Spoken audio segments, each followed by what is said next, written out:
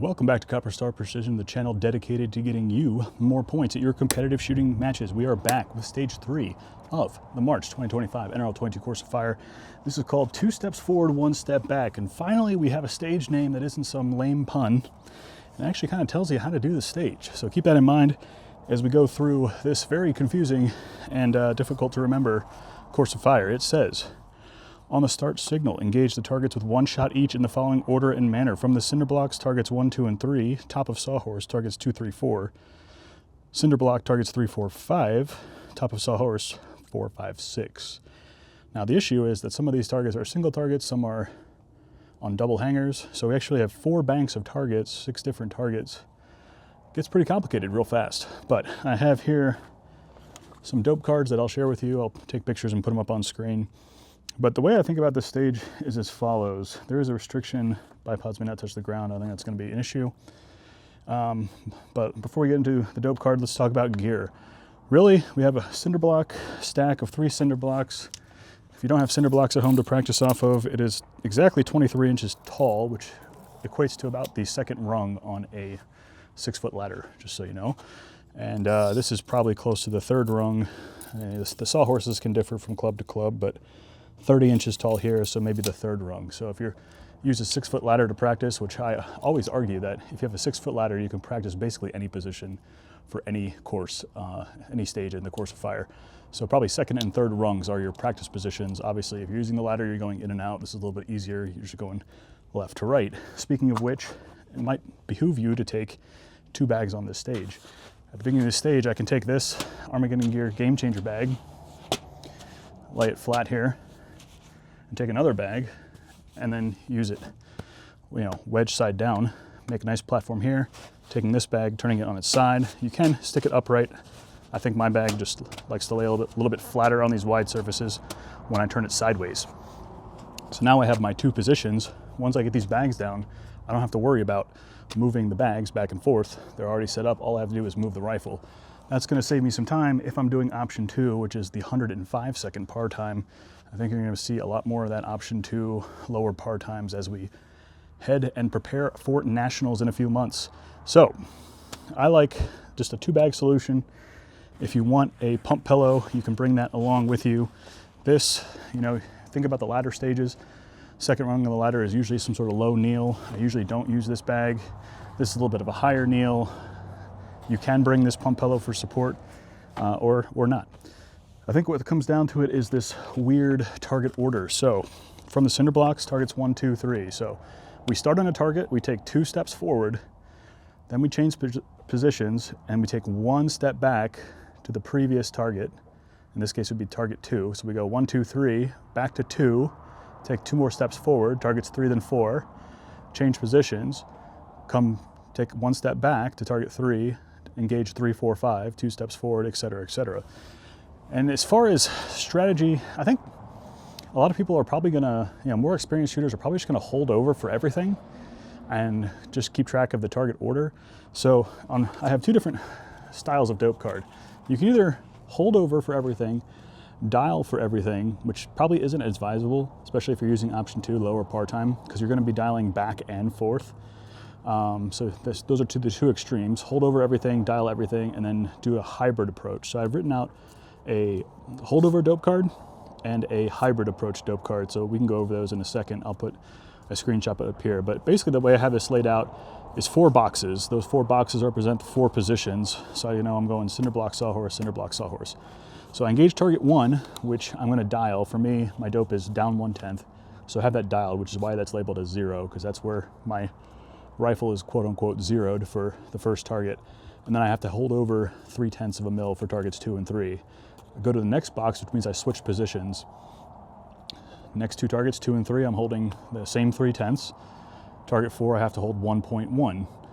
Switch positions, now I'm back to target 3. Again, that's at 3/10 hold. Then 2 shots, 4 and 5, are at that 1.1 hold. And then back to 4, 5 at the 1.1 hold, and then the last target at 1.7 hold if I'm holding over everything. On the next column, I have kind of the same thing, but different. So here, after we're done engaging a bank of targets, we're dialing up because we're not going to come back. Once we finish with a set of targets, and we've taken our one step back and two step forward, and we come back to like the third bank of targets, we don't have to dial, or we don't have to come back to that one. So here's how it works. Again, I have my first target set up, down 1/10, we're calling that 0. And then I'm going to dial up to 2/10, which is my dope for the second bank of targets. So it says 0 here, it's really down a 10th. And then I'm dialing, as soon as I take the first shot, I'm dialing up 2/10, because I'm never going to come back to target 1. Okay, so I dial up 2/10. Then I switch positions. Targets 2 and 3, I'm already dialed, so I'm holding straight up. There's a line there, so it's basically holding nothing. And then I have to hold 0.8 from basically my 0.2 to 1.0, which is my dope. I'm holding the difference, which is 0.8. Then I come back to target 3, right? So target 3 is still at that second distance. So I'm still dialed for that distance. So absolutely nothing there, straight up. And then I'm going to dial up this time to 1.0, because I'm not going to come back to target 3 anymore. So I take 2 shots, I dial up to 1, and I take 2 shots at that distance, and then I come back to target 4 and 5. I'm dialed for that distance, so now it's 0, and then I dial up for the last target, 1.6. That might confuse the hell out of people, so if it does, just ignore all of it. But that's kind of the idea there. But I think holdovers is going to kind of be the way to go. I will show you in practice what the hybrid dialing system works like. The advantage of the dialing system is that it's fewer holdovers, and you're dialing for more targets without dialing for every single target. So it allows you to make better win calls if you're aiming center crosshairs for most shots.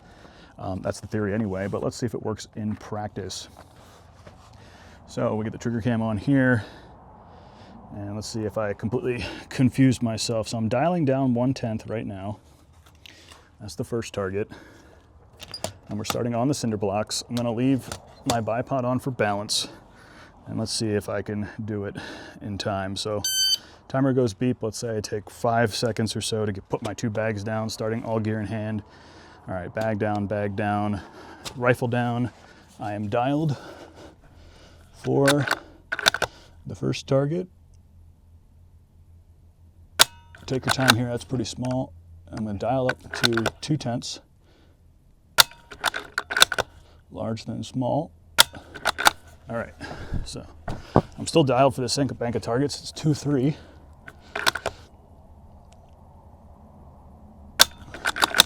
Two, 3, and then hook to hold over 8/10 for the next one. Now I'm still on target 3. Now I dial to 1, and now it's going to be 4, 5, and that's going to be 4, 5, and 6. So I'm dialed for the third bank, which is targets 4, 5.